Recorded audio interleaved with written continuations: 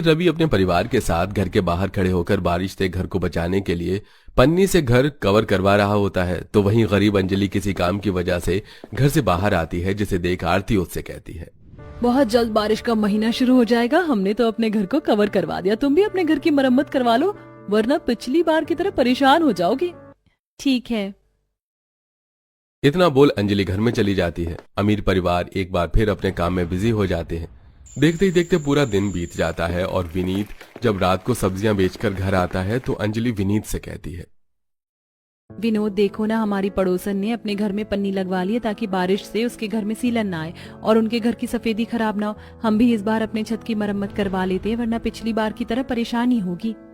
बच्चों के साथ बेड पर बैठी सुमित्रा कहती है, हाँ बेटा, एक बार छत की मरम्मत करवा लेंगे तो कुछ सालों का छुटकारा मिल जाएगा।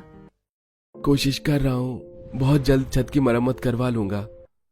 अमीर के पास इतना पैसा है कि वो बरसात आने से पहले ही बरसात से बचने की सारी तैयारी कर लेता है, पर गरीब इतना गरीब होता है कि सोचते सोचते बरसात का मौसम आ जाता है और वो कुछ नहीं कर पाते।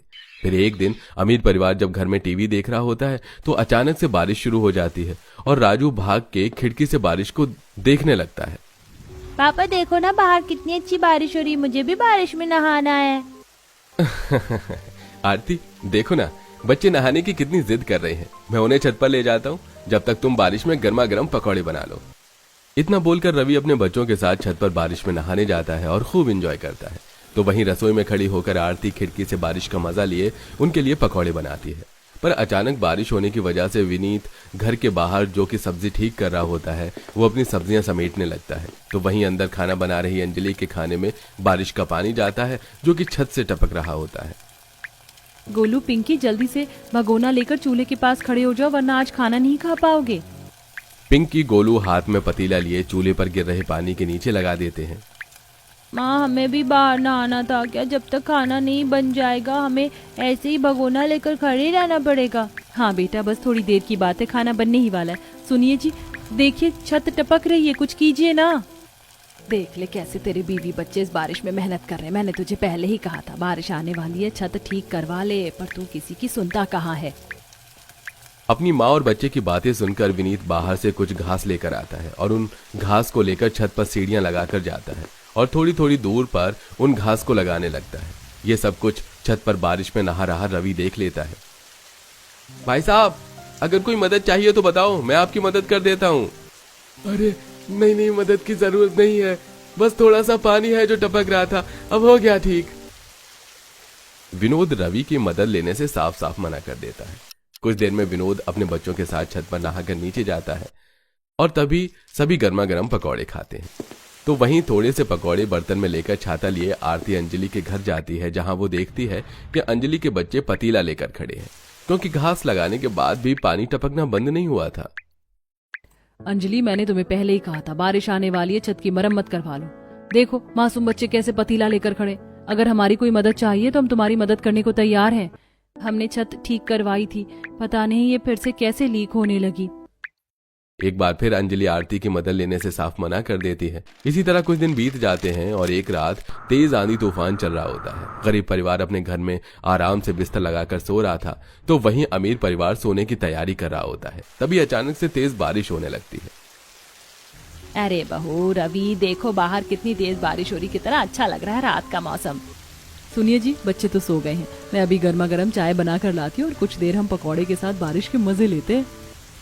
इतना बोलकर आरती रसोई में जाती है और चाय पकौड़े बनाने लगती है। तो वहीं गरीब परिवार जब सो रहा होता है तो सुमित्रा के शरीर पर कुछ बूंदें टपकती हैं और उसकी आंख खुल जाती है। तो वो देखती है कि उसके घर की छत टपक रही है। विनीत, अंजलि बहू, ये देखो अब हमारे घर की छत फिर से टपक रही है। माँ, इतनी जल्दी सुबह हो गई क्या जो तुम हम पर पानी डालकर हमें उठा रही हो? नहीं बच्चों, मैंने तुम पर पानी नहीं डाला, बल्कि हमारी कच्ची छत टूट गई है और अब पूरा छत टपक रहा है। बेटा, अब तो तुझे कुछ करना ही पड़ेगा। छत टपकने की वजह से पूरा परिवार सारी रात सो नहीं पाता और वो लोग जगह जगह बाल्टी और पतीला लगाकर बैठकर रात गुजारते हैं। बच्चे जैसे तैसे बेड पर सिकुड़ कर लेट जाते हैं, तो वहीं अमीर परिवार सारी रात बालकनी के पास बैठकर बारिश एंजॉय करते हैं। इस तरह कुछ दिन बीत जाते हैं। क्योंकि बारिश का मौसम था, इसलिए किसी भी वक्त बारिश हो जाती, जिस वजह से रोड्स पर पानी जमा रहने लगता है। ऐसे ही एक दिन, माँ मैं सब्जी लेकर जा रहा हूँ बेचने बाजार में। बाजार में पानी भरा है, इसलिए बाजार नहीं लग रहा, अब फेरी ही करनी पड़ेगी। आप ये पन्नी ले लीजिए, बारिश होगी तो सब्जियों को ढक देना वरना नुकसान हो जाएगा। विनीत पन्नी लेकर फेरी करने के लिए चला जाता है। देखते ही देखते शाम हो जाती है और जब वो शाम को घर आने लगता है तो अचानक से बारिश होने लगती है, जिस वजह से विनीत सब्जियों पर पन्नी डालकर एक साइड में सब्जी का ठेला लेकर खड़ा हो जाता है और खुद के सिर पर भी पन्नी लगा लेता है। तभी पास से बारिश में गुजर रही रवि की कार उसके पास रुकती है। वो विनीत को बारिश में खड़ा देख उससे कहता है, विनीत, बहुत तेज बारिश हो रही है, तुम मेरा छाता ले लो या फिर मेरे साथ घर चलो। नहीं, मैं ठीक हूँ, और वैसे भी मुझे सब्जी लेकर घर जाना है। अगर आपके साथ गया तो सब्जी कौन लेकर आएगा? एक बार फिर विनीत रवि की मदद लेने से मना कर देता है। रवि के पास खुद की गाड़ी थी, इसलिए वो तेज बारिश में भी आराम से घर पहुंचता है। तो वहीं कुछ देर विनीत बारिश रुकने का इंतजार करता है। जैसे ही बारिश रुकती है वो रोड पर भरे पानी में अपना सब्जी का ठेला लेकर घर आता है। समय गुजरता है और एक दिन वो बड़ी सी पन्नी लेकर घर जाता है। क्योंकि उस दिन बारिश नहीं हो रही थी तो वो अपनी बीवी के साथ मिलकर अपनी छत पर पन्नी लगाता है।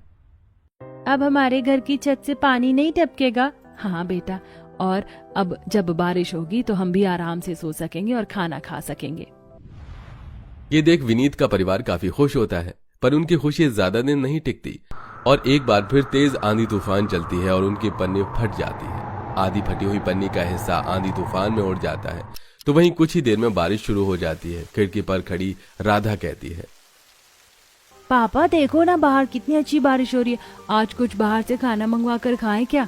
हाँ रवि, आज कुछ बाहर से मंगवा लेते हैं। बेचारी बहू इस बारिश के मजे नहीं ले पाती, वो बेचारी खाना बनाने में ही लगी रह जाती है। आज बहू भी हमारे साथ बैठकर खाना एंजॉय कर लेगी।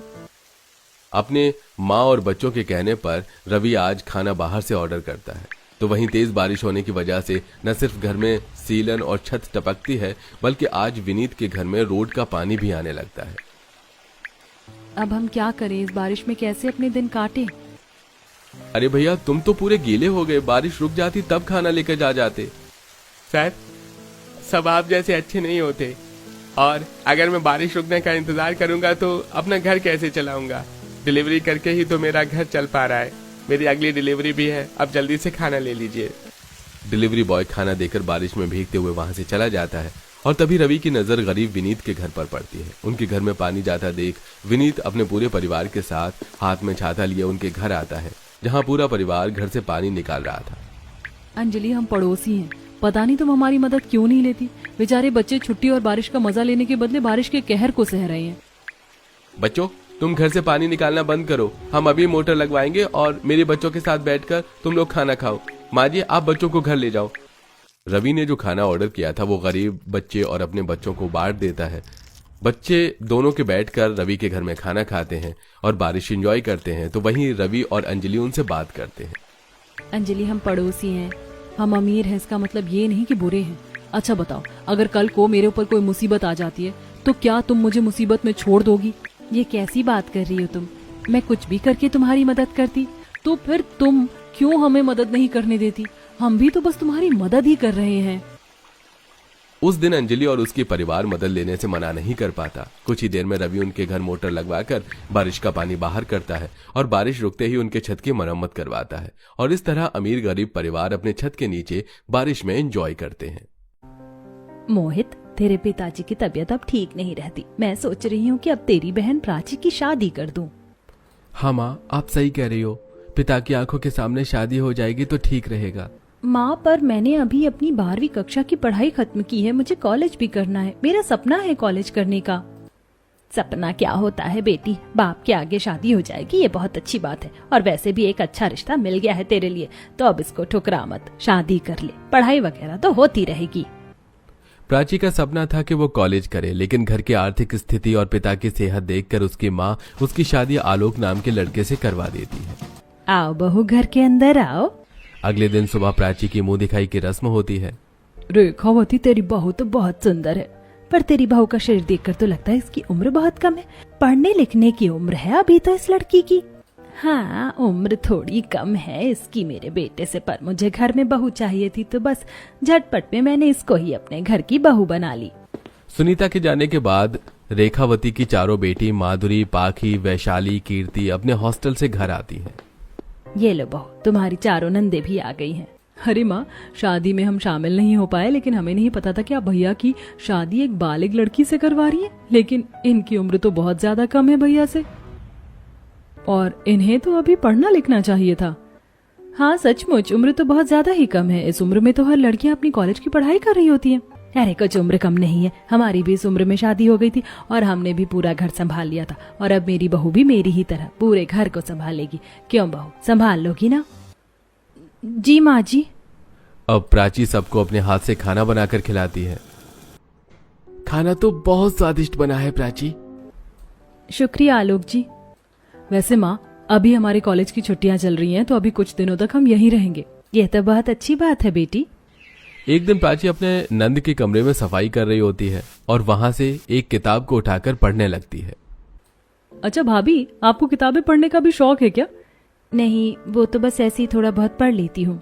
ये तो अच्छी बात है, थोड़ा बहुत ही सही, पर आप पढ़ती तो हैं। ऐसे कुछ दिन गुजरते हैं। अब प्राची जब भी घर की सफाई करती और अपने नंद के कमरों की सफाई करती तो वहां पर रखी कॉलेज की पुस्तकों को पढ़ने लगती। एक दिन प्राची कॉलेज की पुस्तक को उठाकर हॉल में बैठकर पढ़ रही थी कि तभी वहां पर उसकी चारों नंद उसके हाथ से किताब लेते हुए कहती हैं, अरे बाप रे, इतनी डिफिकल्ट बुक पढ़ रही हो मेरी भाभी, कुछ पूछूं इसमें से, बता पाओगी? जी पूछिए। अच्छा तो बताइए, what is the law of demand? इसका उत्तर है the law of demand states that as the price of a good और सर्विस इंक्रीजेस। बाप रे भाभी, एक झटके में आपने एकदम करेक्ट आंसर दे दिया। इस आंसर को याद करने में तो मुझे पता नहीं कितना टाइम लग गया था। आप तो बहुत इंटेलिजेंट है। फिर आपने अपनी आगे की पढ़ाई क्यों नहीं की? कॉलेज में एडमिशन क्यों नहीं लिया? कॉलेज करने की इच्छा तो मेरी भी थी, पर मैं एक गरीब परिवार से थी, तो माँ बाप पढ़ाने में असहाय थे, इसलिए शादी करनी पड़ी। अरे तो आप ये बात हमसे कहती। अच्छा आप रुकिए, मैं आज ही माँ से आपके आगे की पढ़ाई के बारे में बात करती हूँ। उस रात जब सब लोग खाना खा रहे होते हैं। माँ, मैं क्या कह रही थी कि भाभी अपने आगे की पढ़ाई कंप्लीट करना चाहती है, तो हम लोग उन्हें लेकर कल कॉलेज जा रहे हैं एडमिशन करवाने। ये तो बहुत अच्छी बात है। मुझे सुनकर अच्छा लगा कि प्राची आगे पढ़ना चाहती है। लेकिन मुझे सुनकर बिल्कुल भी अच्छा नहीं लगा। तुम चारों बहनें पहले ही हॉस्टल में अपनी कॉलेज की पढ़ाई कर रही हो, और तुम्हारे साथ अगर मेरी बहू भी हॉस्टल में कॉलेज की पढ़ाई करने चली जाएगी तो घर के कामकाज कौन संभालेगा? मैंने अपने बेटे की शादी इसलिए नहीं करवाई कि घर मुझे संभालना पड़े। रहने दीजिए, माँ सही कह रही हैं, मैं घर ही संभाल लूंगी। रुकिए भाभी, माँ ये क्या बात हुई? घर के कामकाज के चक्कर में आप भाभी को आगे पढ़ने नहीं देंगी। ठीक है, हमारे हॉस्टल से आपको प्रॉब्लम है, तो आज से हम लोग भी अपने कॉलेज की पढ़ाई यहीं दिल्ली में रहकर करेंगे। हाँ माँ, और घर के कामकाज भी हम मिल बांट के कर लेंगे। कुछ काम हम कॉलेज जाने से पहले और कुछ काम हम कॉलेज से आने के बाद कर लेंगे। इससे आपको ज्यादा दिक्कत नहीं होगी। ठीक है, अगर ऐसा है तो फिर करवा दो बहू का कॉलेज में एडमिशन। अब दिल्ली यूनिवर्सिटी में प्राची की चारों नंद अपनी गरीब भाभी का ऑनलाइन एडमिशन करवाती हैं। अगले दिन सुबह प्राची कॉलेज के लिए रेडी होती है। भाभी, आज आपके कॉलेज का पहला दिन है, खुश तो हो ना? जी नंद जी, मैं बहुत खुश हूँ। पांचों नंद अपनी गरीब भाभी को लेकर घर से कॉलेज के लिए निकलती हैं। अरे बाप रे बाप, अब घर की बहुएं भी कॉलेज जाएंगी क्या? बेटियां हॉस्टल में पढ़ रही थी, ये कम था। आपको क्या दिक्कत है आंटी? आप अपने घर में देखिए ना, आपकी बहू बेटी क्या कर रही है। चलो भाभी, आज आपके कॉलेज का पहला दिन है, आप फालतू लोगों की बातें मत सुनो। कॉलेज में आकर प्राची अपना आइडेंटिटी कार्ड सिक्योरिटी गार्ड के हाथ में देती है। उम्र तो बहुत ज्यादा ही कम है तुम्हारी, और शादी भी हो गई, लेकिन अगर पढ़ना लिखना ही था तो पहले अपनी कॉलेज की पढ़ाई खत्म करती ना, शादी क्यों की? एक्सक्यूज मी, आज इनका कॉलेज में पहला दिन है और मैं नहीं चाहती कि आप अपने एम्बेरस बोर्ड के साथ उन्हें ऑकवर्ड फील कराएं, और वैसे भी पढ़ने लिखने की कोई उम्र नहीं होती। चलिए भाभी, कॉलेज के अंदर चलिए। अब प्राची को लेकर उसकी चारों नंद क्लास के अंदर आती हैं, जहां क्लास टीचर अटेंडेंस ले रही होती है। श्रीमती प्राची? Present ma'am. आप हो श्रीमती प्राची? मुझे तो लगा कि कोई एजेड लड़की होगी, लेकिन तुम्हारी उम्र तो बहुत कम है, इतनी जल्दी शादी क्यों कर ली? वो मैं सॉरी मैम, आपकी क्वेश्चन का आंसर कर रही हूँ, बट ये उनका पर्सनल मैटर है, तो आप इस पर क्वेश्चन मत कीजिए। वो नर्वस हो रही हैं और आज उनका पहला दिन है कॉलेज में। Okay sorry. टीचर के चले जाने के बाद प्राची अपने डेस्क पर बैठकर नोट्स बना रही होती है कि तभी वहां पर श्रुति नाम की लड़की आकर प्राची के हाथ से नोट्स छीनकर हवा में उड़ा देती है। ओहो, तब ये शादीशुदा आंटी भी हमारे साथ बैठकर क्लास लेंगी। मेरे नोट्स इधर दो। पाखी माधुरी। श्रुति, तुम्हारी हिम्मत कैसे हुई न्यू स्टूडेंट के साथ ऐसे बिहेव करने की? अभी के अभी नोट्स यहाँ पर रखो, नहीं तो मैं प्रोफेसर से तुम्हारी टीजिंग करने की कंप्लेंट करूंगी। ये पकड़ो अपने नोट्स, मुझे कोई शौक नहीं है सांटी के नोट्स लेने की। अब कुछ देर बाद चारों नंद अपनी भाभी के साथ कॉलेज की कैंटीन में आती हैं, जहां प्राची एक बहुत बड़ा लंच बॉक्स का डिब्बा निकालती है। इतना बड़ा लंच बॉक्स का डिब्बा? अरे अपने साथ साथ पूरे कॉलेज के स्टूडेंट्स को लंच करवाने वाली हो क्या? Shut up Mohan, behave yourself. Sorry. Lunch खत्म करके प्राची क्लास के अंदर जा रही होती है कि तभी पीछे से कुछ लड़के उसको छेड़ने लगते हैं। अरे देख क्या कंटाप माल आई है कॉलेज में। प्राची पीछे मुड़ती है कि अरे बाप रे, ये तो शादीशुदा है। अरे शादी करके अपने पति का घर बसाना था ना, यहाँ कॉलेज क्या करने आई हो? Be in your limits Ram. अगर तुम्हारी सिस्टर शादी के बाद कॉलेज जाती तो क्या उसको भी तुम ऐसे ही टॉन्ट मारते? Sorry, I am really sorry, मुझे माफ कर दो। अब कॉलेज से चारों नंद अपनी भाभी को लेकर घर आती हैं, फिर मिलकर घर के कामों को संभालती हैं। कुछ देर बाद सभी लोग खाना पीना खाने के लिए टेबल पर बैठते हैं। तुम लोगों को पता भी है मोहल्ले के लोग कैसी कैसी बातें बना रहे हैं बहू के कॉलेज जाने से। माँ, मोहल्ले की बातों पर आप इतना ध्यान ही क्यों देती हैं? 4 लोगों का काम है 4 तरह की बातें बनाना। अगर मेरी वजह से बदनामी हो रही है तो मैं नहीं जाऊंगी कॉलेज। नहीं भाभी, आप ऐसा नहीं करोगी और कोई बदनामी भी नहीं हो रही। आप सिर्फ अपनी पढ़ाई पर ध्यान दो, बाकी की चीज हम संभाल लेंगे। अब चारों नंद मिलकर अपनी गरीब भाभी की पढ़ाई लिखाई में उसकी मदद करती थी। ऐसे ही कुछ दिन गुजरते हैं और कॉलेज की परीक्षाएं शुरू हो जाती हैं और दिन रात मेहनत करके प्राची अपने कॉलेज के इकोनॉमिक्स कोर्स में टॉप करती है। कांग्रेचुलेशंस प्राची, तुमने कॉलेज में टॉप किया है इकोनॉमिक्स में और कॉलेज की तरफ से तुम्हें एक जॉब भी ऑफर हुई है मल्टीनेशनल कंपनी में। कांग्रेचुलेशंस भाभी, चलो ये खुशखबरी घर में सबको देते हैं। माँ किधर हो आप? एक बहुत बड़ी खुशखबरी है। कैसी खुशखबरी बताओ? भाभी ने पूरे कॉलेज में टॉप किया है माँ, और एक मल्टीनेशनल कंपनी ने भाभी को हायर भी किया है। क्या बात है, कांग्रेचुलेशंस प्राची। क्या सच में इसने टॉप किया है कॉलेज में और इसकी मल्टीनेशनल कंपनी में जॉब लग गई? मुझे तो विश्वास ही नहीं हो रहा। बहू, आज तो तेरी सफलता ने मोहल्ले की औरतों के गालों पर तमाचा मारा है, जो कहती थी कि बहुएं पढ़ लिख नहीं सकती। कहीं ना कहीं बहू, मैंने भी तुझे रोका, मुझे भी माफ करना। नहीं माँ जी, आप माफी क्यों मांगती हैं? जो भी था, लेकिन मेरा सपना आप लोगों और मेरी चारों नंद के सहयोग की वजह से ही पूरा हो पाया है। ये बात प्राची के पीहर वालों को भी पता चलती है। मुझे जानकर बहुत खुशी हुई कि मेरी गरीब बेटी प्राची अपने पीहर का सपना ससुराल में पूरा कर पाई, और ये सब कुछ उसकी चारों नंद के सहयोग की वजह से ही पूरा हुआ। अब प्राची भी अपने कॉलेज खत्म करने के बाद एक मल्टीनेशनल कंपनी में जॉब करने लगती है।